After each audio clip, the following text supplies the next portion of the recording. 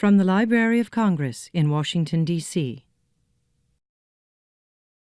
Eric Weiner is a wanderer, a searcher for God, for genius, for happiness. Fortunately for us, he takes us on his journeys and we get to see his humor, his curiosity, his deep intelligence. In his book, Man Seeks God, he went in search of the divine, traveling to Nepal to try Buddhism, to the Bronx to mix with the Franciscans, to China to take in the Taoists, and to Israel to plunge into the Kabbalah. In a search for happiness, Weiner again traveled far and wide, seeking to discover the happiest place on the planet. Perhaps not surprisingly, he found that happiness is not a place, but a state of mind. And the things that people normally think bring us happiness do not. If money were the key, why do people living in humble circumstances in Latin America say that they're very happy? In his latest book, The Geography of Genius, Weiner sets off on another worldly quest to find the wellspring of genius. And he comes to the realization that genius is not necessarily what we have always imagined it to be. Of course, we have our solitary, tortured geniuses, Van Gogh, Mozart, Da Vinci. But Weiner looks beyond the individual to the times and places that gave birth to genius. And he discovers that genius often arose after a period of hardship, chaos, and uncertainty. In many cases, a mixing of different cultures was a contributing factor. Before he combed the world as an author, Weiner was foreign correspondent for NPR, reporting from more than 30 countries. Now, please join me in welcoming Eric Weiner.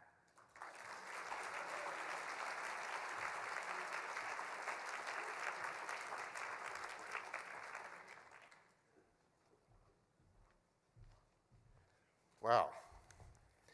I think I may have to add a chapter to my book about the geography of genius and include this room, because I sense a lot of genius out there.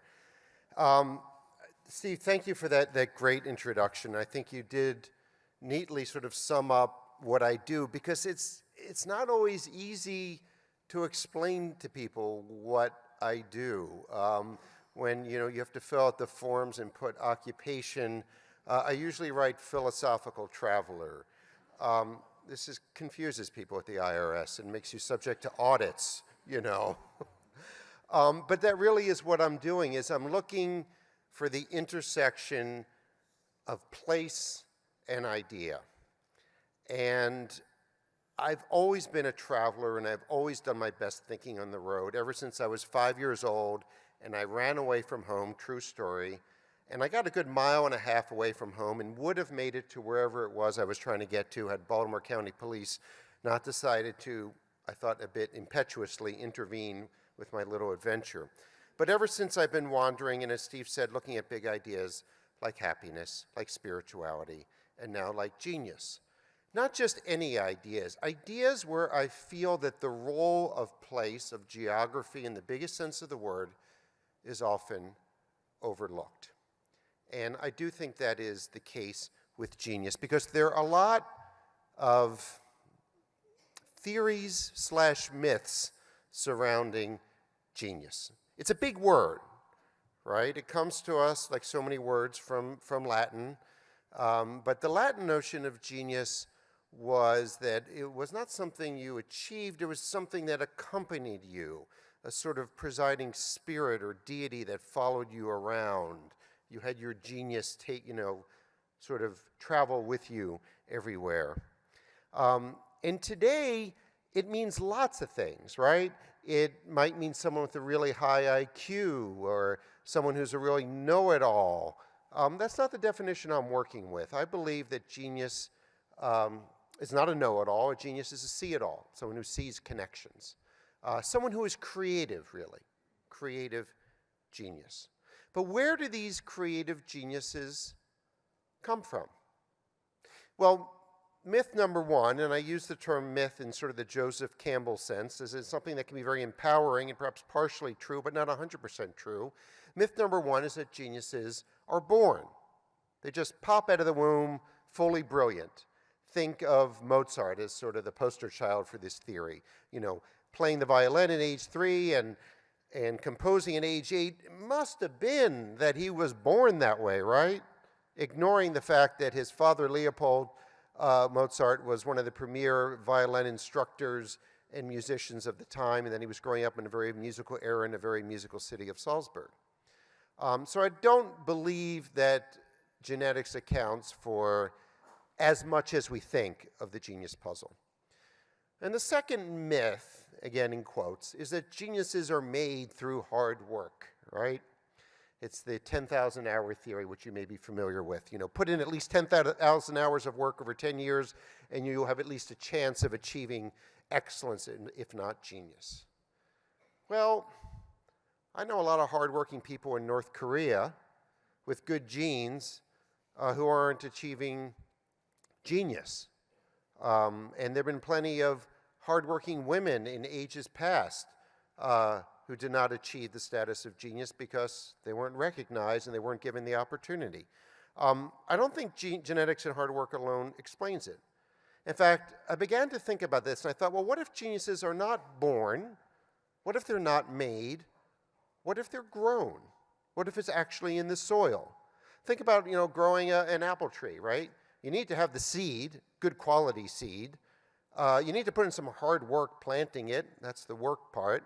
But you need to have the right soil, or you're not going to have an apple tree. So, in fact, as I investigated this, if you look at a map of the world over the course of history and you were to plot the appearance of geniuses, of the Beethovens and the Einsteins and others throughout history, you wouldn't find them appearing randomly. You know, one in Belgrade, one in Vienna, one in Alexandria, maybe 2 in Alexandria, I don't know. But you don't, what you find is that they are in these groupings, genius clusters, I call them, right? Certain places at certain times have just been very good at producing brilliant minds and good ideas. And the question is why? What was in the water back then? And for selfish reasons, we want to know, can we bottle it, right? I'm interested in the history, but it's sort of applied history. What are the lessons for us today? So I came up with a list of 7 golden ages, ranging from ancient Athens to Silicon Valley. Some of them were pretty well known to most of my readers, I think, such as Athens during the classical period, Florence during the Renaissance. Others were maybe not as well known, such as Edinburgh in the 18th century, in the time of the Scottish Enlightenment, or Vienna, which had a rare double dip of genius, which I'll talk about both in Mozart and Beethoven's time and then in Freud's time around 1900. And some of the places I chose are really, for most readers, terra incognita, I would say. Hangzhou, China in the 13th century, an amazing, amazing genius cluster that we don't, in the West at least, know much about. Or Calcutta, yes, Calcutta in India in the late 19th, early 20th century, home of the Bengal Renaissance, where more books were published than any city in the world except for London, and produced the first non-Westerner to win the Nobel Prize for Literature, Rabindranath Tagore. And then I bring the book home to Silicon Valley because I wanted to bring it home, and I wanted to bring it to a current place of genius. So a word about what the academics would call methodology and what I like to call how I do stuff. Here's my sort of philosophy of travel. Read about a place before you go there, but don't read too much. I would read lots of histories before I would go somewhere, but I didn't want to read other contemporary authors' accounts because I wanted to have a fresh take on places. I also am a loiterer. I will go someplace and spend more time than I think I need to spend there.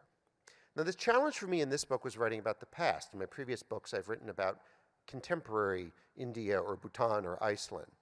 The past, it's been said, is a foreign country. They do things differently there. And it's true. So the challenge was to make these places come alive. I suppose I could have written this entire book without leaving, say, the Library of Congress. But that's not the way I roll.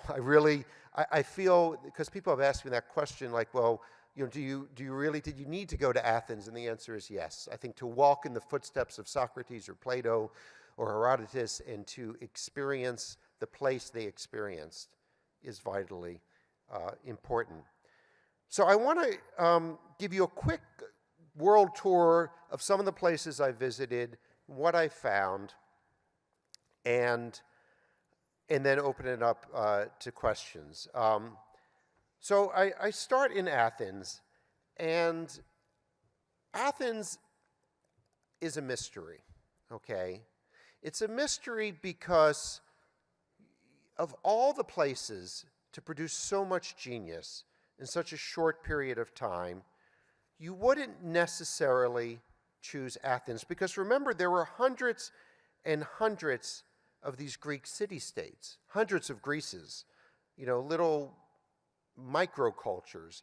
And Athens did not have the most going for it compared to these other places. So I'm just going to read a little section to give you a sense of my task, what I was up to, and what I found out about Athens. As I said, the past is a foreign country. They do things differently there. Yes, they do. And unfortunately, this particular foreign country known as ancient Greece has extremely tight border controls. It doesn't take kindly to interlopers such as me. Yet if I'm going to solve the Athenian mystery, the past is exactly where I need to be. What to do? Squint. That was the advice of a friend back home when I'd mentioned my plans to visit Athens. I'd laughed it off, but now I realize it's actually a smart tactic. Sometimes we can see more by narrowing our field of view than by expanding it. The zoom lens reveals as much as the wide angle, and sometimes more. Don't squint too much, Aristotle warns. I should say that Aristotle is the name of my guide in Athens. Talk about a wonderful piece of serendipity. It's kind of a burden, though, when your name is Aristotle. And I really thought at first, well, this is great. And he's like, it's not so great. People assume great wisdom on his part. And he's plenty smart, but, you don't want that name. If I could time travel, he says, to Athens circa 450 BC, I'd probably be disappointed. The great Athens, the cradle of Western civilization, the birthplace of science, philosophy, and so much else we hold dear, was a dump. The streets were narrow and dirty. The houses, constructed of wood and sun-dried clay, were so flimsy that robbers gained entry by simply digging. In fact, the ancient Greek word for robber means literally one who tunnels through walls. As a time traveler, I would definitely notice the noise, vendors hawking their wares at the agora, a lute screeching off-key. But what would grab my attention and not let go is the stench. People relieved themselves in the courtyard of their own home, or even right in the streets where the mess would sit until a slave sluiced it away. Conditions were such that, as historian Jacob Burckhardt put it, no sensible and peaceful person of our day would want to live under them. And he wrote those words, by the way, in the 19th century. So this is one of the great myths of these places of genius, is that they're paradise, that they're really nice places. They're not. They're difficult places. I really believe that one of the keys to creativity is that we need constraints. We need something to push against. And paradise, if it does exist, and I hope it does, is probably the least creative place in the universe, because you don't have that need to create something. You don't have that something to push against. There was one very interesting study done by a psychologist where he gave two groups of people an assignment to build a collage. But one group was given a very limited number of materials and limited number of options of how they could work with these materials. And the other was given a whole bunch of material and lots of options. And it was that first group with the greater constraints who produced the more creative, as judged by a panel, collages. We need something to push against. And we need that sort of messiness. I don't know about the stench, but the messiness that you had in Athens, because creativity and creative genius is not a neat process. There is a messiness to it, and that's why you often see a relationship between chaos and creativity. If you think about it, if you're going from the old way of thinking to the new way of thinking, you need to pass through an intermediate stage, and that intermediate stage is chaos. A neuroscientist named Walter Freeman studied the brains of rabbits. No rabbits were harmed in these experiments, I just want you to know, because I always feel uncomfortable with that. But he hooked up their little rabbit brains to EEGs, and he introduced them to odors, and some odors they were quite familiar with, and other odors they were new to them. Well, when they saw a familiar odor, the EEG had a regular readout. When they were introduced to an unfamiliar odor, they saw a very chaotic state on the EEG. And Freeman called that very interestingly the I don't know state. And that I don't know state is essential for creative genius, and it's essential that these places nurture it, cultivate it. One thing I should add about all these places they have in common is they're almost all cities. If it takes a village to raise a child, as the African proverb goes, it takes a city to make a genius. I won't say to raise a genius, but to cultivate a genius. Because cities provide the opportunities, cities provide the audience, which is hugely important. And a city like Athens had the one single trait that psychologists have identified as the most important trait for creative people, and I would argue for creative places, and that is this: openness to experience. Openness to experience. And the manifestation of that in ancient Athens was the port of Piraeus. And they went out and they sailed, and here's one of the dirty little secrets about the ancient Greeks. They mooched. They were tremendous moochers. They borrowed ideas, statuary from the Egyptians, and mathematics from elsewhere. As Plato said, though, what the Greeks borrow, very nice way of putting it, or steal from foreigners, they perfect. And there's nothing wrong with that. You know, as the historian Will Durant said something that at first I found disturbing and later I've come to embrace. He said, nothing is new but the arranging. Nothing is new but the arranging. At first, as a writer, I thought, oh, shoot. Well, I've got nothing new to say. But then I realized there's great beauty in the arranging, you know, in the rearranging. You could probably find every word that I have in this book somewhere out there in other books scattered around the world, but not arranged in the particular way I've arranged them. So genius is about the art of stealing and borrowing as well. And just this is going to be a quick whirlwind tour, but let's talk about another well-known place, which is Florence, right? A couple interesting things about Florence in the Italian Renaissance. One is that it was born out of catastrophe. That the Italian Renaissance, which started in Florence, started not more than a few decades after the outbreak of the bubonic plague known as the Black Death, which was horrible, which was terrible, which should not be wished on any society. But it had this effect of shaking up the culture, of making it less rigid. And some historians believe, and I subscribe to this, that it was that shaking up that ultimately led to the flourishing known as the Renaissance. And the other interesting thing about the Italian Renaissance is the role that money played in it. Now, we have this very romantic notion of the starving artist. Forget it. Starving artist doesn't produce anything except his own or her own misery. They're just worried about their next meal. So some degree of money is required. And this is where patronage comes into play. And it took the form of one particular family, the Medici, who it's not enough just to throw money around. You have to know what you're doing, and they knew what they were doing. And there's a great story about Lorenzo Medici, who was known as Lorenzo the Magnificent.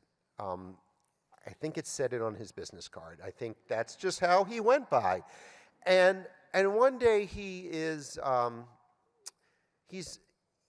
walking outside the sort of palace grounds in the Medici Gardens, and he sees this young stonecutter who can't be more than 14 years old, working on a sort of rudimentary statue of a faun, a Roman deity.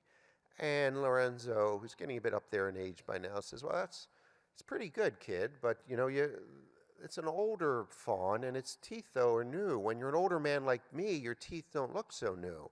And he walked away. Comes back the next day, Lorenzo does, and notices the kid has perfected the teeth and put in a little tooth decay really created something special. And Lorenzo sort of on the spot takes a chance, makes an investment in that kid and says, you come live with me, basically live with me, become a part of my family, essentially.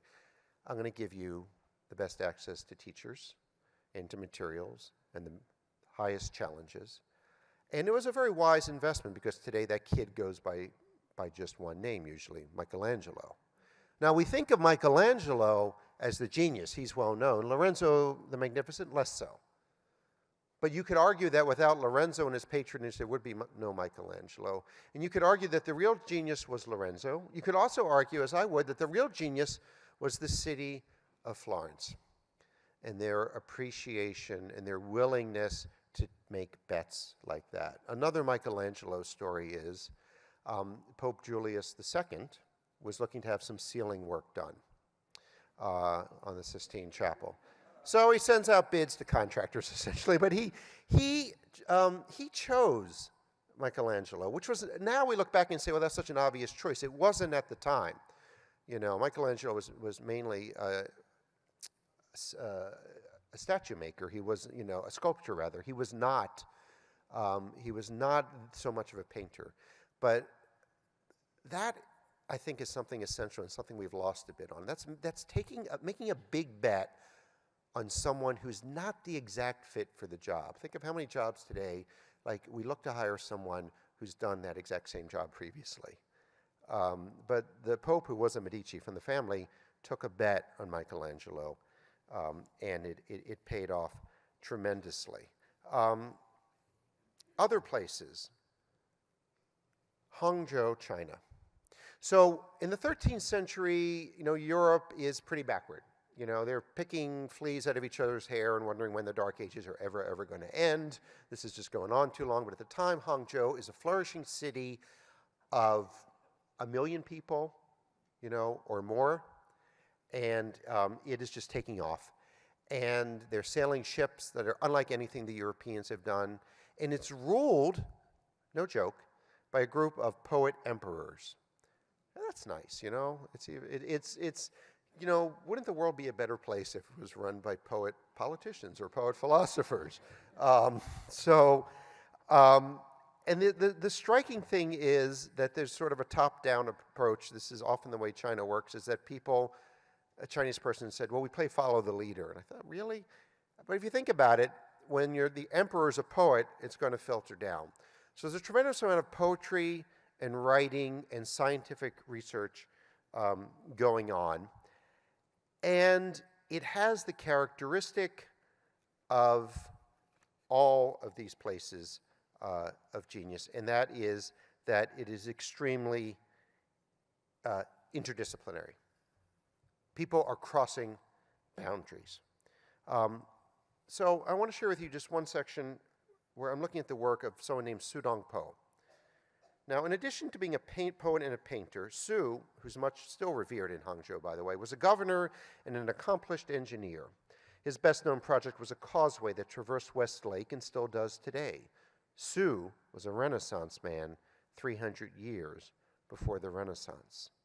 So as I step out of this small museum or admiring his work to this bright sky in the city of Hangzhou, I find myself wondering, why aren't there more people like that today? Why must we sequester our ambitions?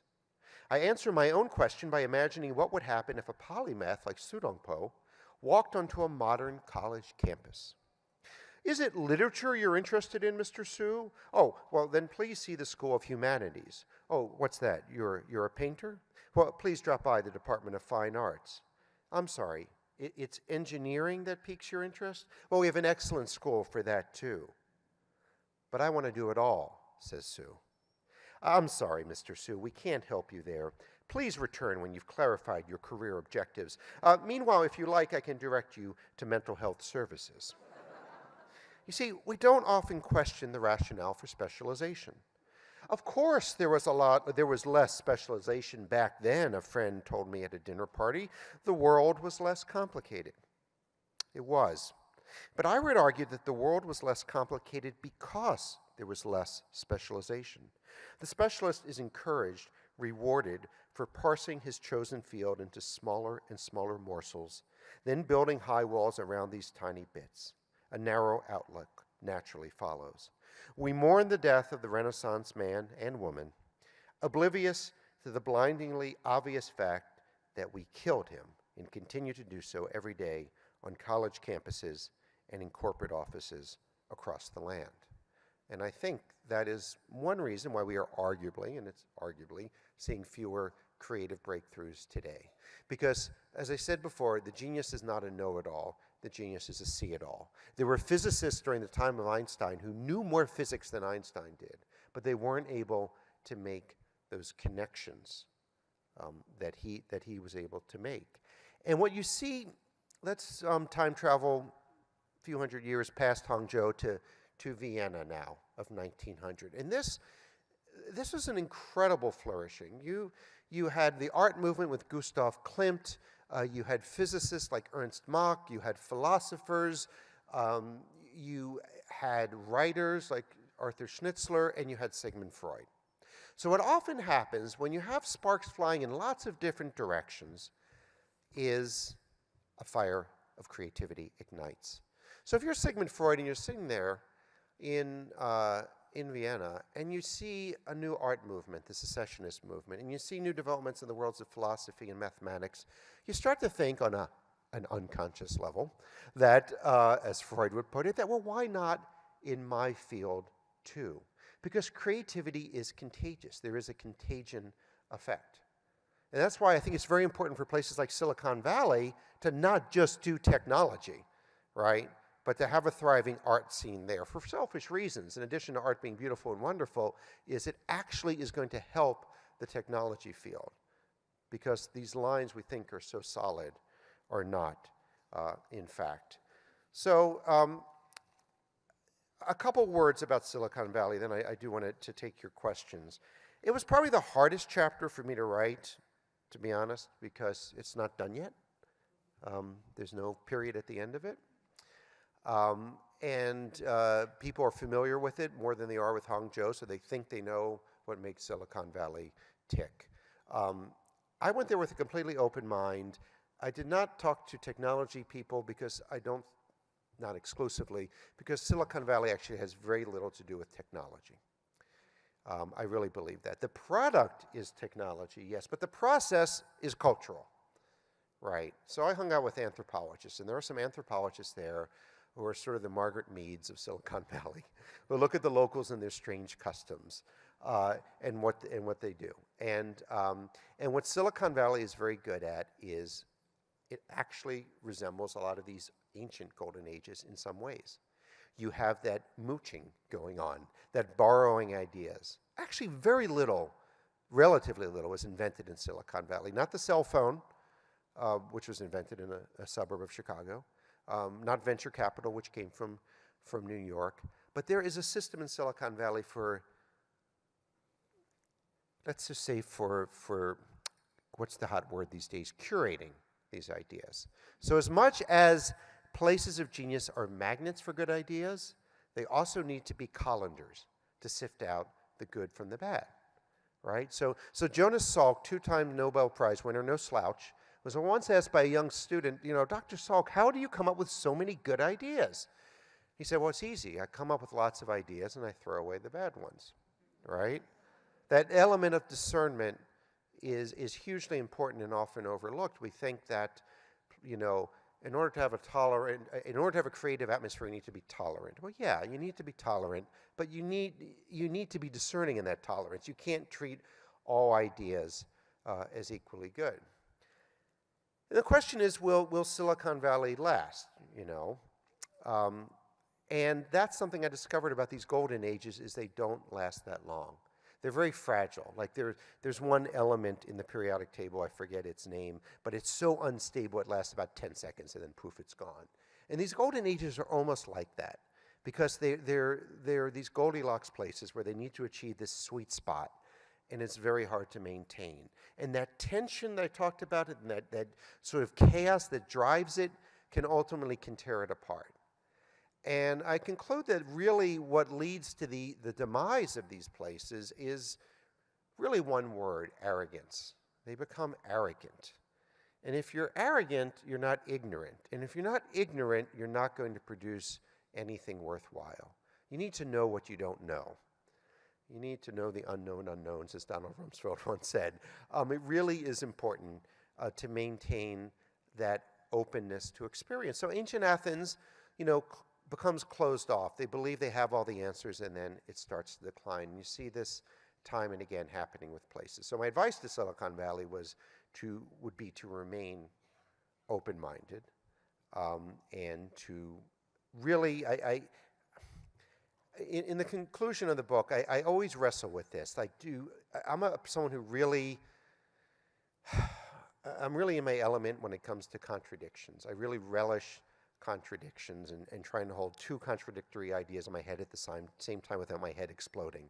But there is, I'm just being honest here, a pressure to tie things up in a neat bow. People want to know what the answer is. Like, what is the special sauce that if you were going to create a Silicon Valley or an ancient Athens from zero, like Frankenstein's monster only in a good way, what would you do?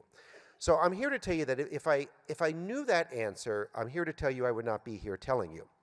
I would be on a yacht in the Mediterranean sipping a drink with an umbrella in it, because I would be very, very wealthy, right? And there have been all these attempts to recreate Silicon Valley, and they all fail, right? Because they're trying to recreate a culture, and culture is more organic than that. Having said that, I do provide the 3 Ds at the end, with a bonus 4th D thrown in, no extra charge. And this is what I think these places have in common. Number 1 is diversity. Diversity not only ethnically, in fact, I wouldn't even say ethnic diversity is the most important kind of diversity I'm talking about, but intellectual diversity. Having a lot of different ideas, having that tolerance and that openness to other ideas.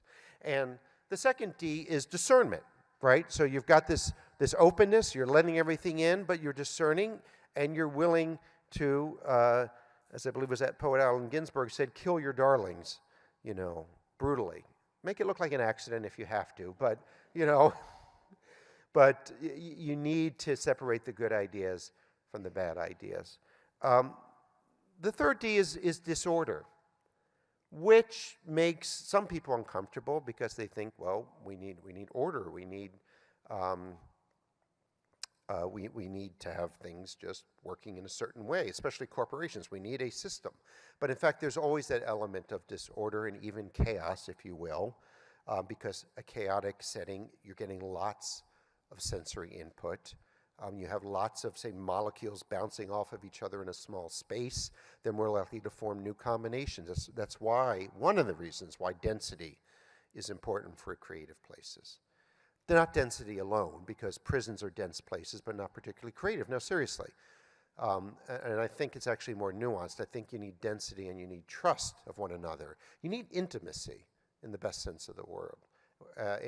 And in these places, these genius clusters, you had people, fellow geniuses, co-geniuses, who were intimate with each other, who were competitive, but in a healthy way. And the bonus D, because really everything has to be in 3s, like top 3 ways. No one ever has top 4. But I realize the bonus D is discomfort, right? You need to be a little bit uncomfortable. You need to be challenged. Most geniuses come from the middle and upper middle classes, not from the aristocracy. I hope I've given you something to think about, made you a little bit uncomfortable, but not too uncomfortable. And with that, I welcome your questions about anything at all.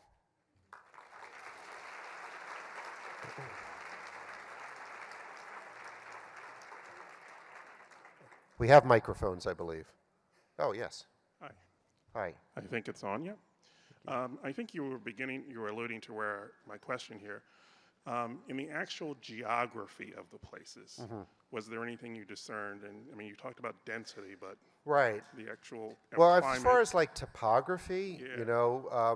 Which I do look at, like I arrive in Athens, and the light strikes you immediately. It's very stark and beautiful, brilliant light, and did that somehow make a difference? But then you think of what about Elizabethan London? That's dreary, and it produced Shakespeare. So just as in Geography of Bliss, I conclude, weather doesn't explain happiness. I don't think that climate explains genius. You can be a genius in a rainy place or a sunny place. But I think the role that topography, say, played in ancient Athens is that, the rocky, hilly terrain sort of cut off all these city-states from one another, so it allowed those different petri dishes to grow. And I think that was very important. And people can be inspired by landscape, and they can go out into the desert to have their creative epiphany. But they always will return to a city, like Beethoven would go off for these walks in the Wienerwald, the woods outside of Vienna, and he got a lot of his ideas there. But he always returned to the city because that's where his audience was. That's where his patrons were. And so I've noticed that there's always this toggling, between countryside and city, between being very social and being alone. David Hume, the Scottish philosopher, he'd do these mind experiments for days at a time, just staying in his apartment, not leaving, in his head. But then he would write about how he desperately needed to get to the pub, have a stiff drink, and socialize with people. So I think geniuses are very good at toggling. Thank you. I don't know. Oh, there it is. I was wondering if you had any thoughts about Richard Florida and the creative class and the idea that, in some of his writings, and the idea that people are choosing to live, smart, creative people are choosing to live in environments that are supporting of that. So that's it's kind of more of an American-focused, current-focused outlook. Yeah. That's my first question. And the second question is, you are in Washington after all, and I was wondering if you have contemplated, and perhaps this is an oxymoron, but is there anything you might say about the creation of genius in government? Genius in government. Thank you. I'm familiar with Richard Florida's ideas, and I think some of them are quite good. I think he's right about urban density, but I think his explanation is incomplete because it misses that intimacy I talked about. I think the creative class is true up to a point. There are creative people who are attracted to certain environments, but what I think he misses is that discomfort part, that by the time places become nice enough, in quotes, nice to attract creative people, they're no longer creative. Thus the exodus from, say, Soho to Brooklyn to maybe Queens, or who knows what's happening in New York now. It's one thing to say, okay, to have nice sushi restaurants and ethnic restaurants and some theater, but creative people are creating that. They're not drawn necessarily to something that exists already. I think he underestimates the role of a challenge, that on the cusp when, now I guess it's hip to live in Williamsburg, Brooklyn, but for a while it was edgy, and so those people were not necessarily following Richard Florida's rule of the creative class being drawn to the bonbons of these, cultural bonbons that these places offer. I think creative people are motivated by a challenge more than by nice things. The tolerance part he's right about, though. Yes? Hi. Thank you for your time. I was hoping to learn a little bit more about your thoughts on gentrification and how that impacts the genius of a place. It seems really relevant to Silicon Valley and narrowing that's happened there, and I'm wondering if you've learned anything about places being either more or less successful from confronting that. I'm just curious how that came up. Well, I mean, I think just to follow, it sort of relates to that question a bit, that once a place becomes gentrified, it becomes less challenging, and of course you price out people who might be truly creative, which is a problem. You had another part of the question. Could you say that again? I don't know if there's any examples from your historical study of addressing right. that. I would say that something really interesting from, say, ancient Athens is that, I was just leaving no stone unturned, so I looked into the possibility of food. It was an excuse to eat too. Like, was it the diet? Stay with me on this overlay. Was it the diet, the ancient Greek diet, that maybe explained their genius? So it turns out there's this restaurant in Athens called Ancien Gethys, which means ancient flavors, and they create this atmosphere where it's just like you're in 400 BC and you're eating just the food then. Like, so they didn't have tomatoes, so there's no tomato. They didn't have forks, they had knives and spoons. They only have knives and spoons. Oddly, the restaurant does take credit cards, so, that's like, but it turns out the food was really bad. It was really plain and simple. They were just not foodies. And then something happened, and they became foodies, and they started to really get into that decadent foodie culture. And I'm not saying there's a causation here, but there is a correlation between the Athenians becoming foodies and the decline of their civilization. So I think once places become over-gentrified and become a bit silly, if I can say that way, then your energy's going into finding just the perfect olive oil, as opposed to thinking about other stuff. So gentrification has those two dangers, I think. Yes? Hi. Do you believe that every civilization has its cluster of geniuses? And if so, for your research, how did you choose one civilization or golden age over another? That's a really good question. Does every... I realize this is not a very Washington thing to say, but I don't know whether every civilization had one. I do know that many, many do and did, and I do know that my process of winnowing it down and choosing these was very difficult. I had seriously considered a chapter on the Arab and Muslim Golden Age, which spanned actually more centuries than most, and spanned, geographically, from Morocco to Persia and probably further east than that. The sort of epicenters of the place, though, and again, I'm traveling for this book, were Baghdad and the House of Wisdom in 800 AD, and Damascus. And although I'm a former foreign correspondent, I was not prepared to go to those places at this time. I did not want my obituary to read, author dies while researching book on genius. But seriously, I felt very bad that I was not able to include that. I had toyed with including a chapter on Paris of the 1920s, but Woody Allen's movie, Midnight in Paris, had just come out. I thought it was overly familiar, but I came to regret that decision. True story, I get a call because the book's been translated into some 16 languages, but not French. And I get a call from the French publisher, says, Mr. Weiner, we like your book. It's very nice. We would like to publish it here in France, but why you don't have a chapter on the French geniuses? We have so many. That stung. So there are lots of places I could have included. I tried to go with a cross-section geographically, temporally across time, and in terms of familiarity. But good question. Thank you. Yes. Hi. This is a rather trivial question. Have you ever There are no watched- trivial questions. Oh, okay. Have you ever watched the series Silicon Valley? Oh, this is trivial. And if so, No, just- and if so, do you have any thoughts about it? I have watched it. I met one of the guys, not who stars in it, but who's a venture capitalist named Roger McNamee, who appears in my book, and who was consulted by the producers of it, and who makes a sort of cameo appearance in the series. And he thought it was spot on, and I think it does a good job of sort of puncturing the myth around it, right? And one of those myths is that Silicon Valley embraces failure, right? This failure fetish. Failure is good.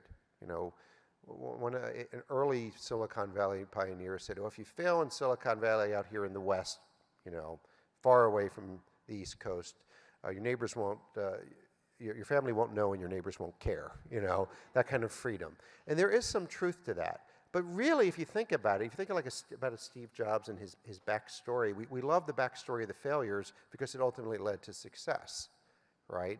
And in fact, as one anthropologist points out to me, if you fail in Silicon Valley, you're working with a pretty big net, because you can work again. These other places I looked at, if you failed, like in Renaissance Florence, you were done. The stakes were higher. So the show's pretty good, I think, what all good satire does, it exaggerates a bit, probably not as much as we think, to make a point, and it exaggerates the culture in order to illuminate the culture of Silicon Valley. So yeah, and it's funny. Don't forget that. Not trivial at all. Hi, I was just wondering if you had any tips for application for those of us who might find ourselves in jobs that are like somewhat bureaucratic or limited by like working within a system. Did you find any tips within your research? Which reminds me, I never answered the government question. I'm going to answer that one and then answer yours. I did not include Washington, D.C., even though I live here. And I don't think, this has probably not been a place of genius for a good couple hundred years, to be honest. I think because of the caution that comes with bureaucracy. You mentioned being sort of, if you're stuck in a bureaucratic job, or you're stuck somewhere, you know, bureaucracy and creativity are pretty antithetical because of the cautiousness. There have been certainly institutions, you can say, that have produced things. The Manhattan Project was a group that was part of the federal government, right? But it was in New Mexico. They got them the hell out of Washington and said, go to New Mexico. And Bell Labs was, well, not government, was a corporation that produced lots of creative places. I think there are things you can do, and this is sort of one of the points in my book, is that, you know, we don't need an ancient Florence or anything like that, but there are lessons. This is chock-a-block with things you can use to be less miserable in your job. One is you can go for a walk. Can you get out of your office? If you can, that's good, okay? Because lots of geniuses have walked. Beethoven was a walker, Freud was a walker, other people were walkers. There's something about walking that's very conducive to creativity. Go to a coffee shop if you can, because there's the ideal decibel level, research shows, for creative thinking. It's not complete silence, and it's not really loud noise. It's about 70 decibels, that background din. I'm convinced this is one of the keys to Starbucks' success, that background din.